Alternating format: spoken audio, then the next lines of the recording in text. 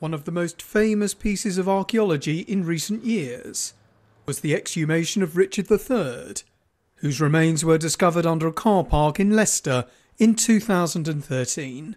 Despite COVID, archaeology funded by developers as part of the planning process is going ahead. But the industry is undergoing a skills shortage because it's difficult to progress in the profession. There are very limited spaces once you get past that, being a digger on an archaeological site, the move to become a supervisor and then, onwards and upwards to a manager.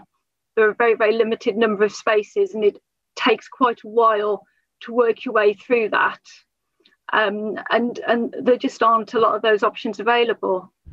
COVID restrictions have led to far fewer public digs of the kind we're used to seeing in and around our towns and cities. The massive impact is on community projects and is on the academic sector.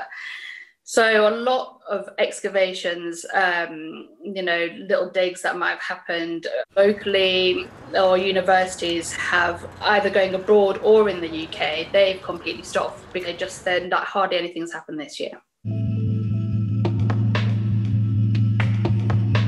Commercial operators have been helped by guidance about how to dig in a socially distanced manner, taking the form of a toolkit funded by Historic England, which covers everything from hygiene to on-site training. Although commercial digs are continuing, there is concern about continuing to engage local people in the history and heritage around them if those community digs aren't carrying on. All archaeology is done for a public benefit.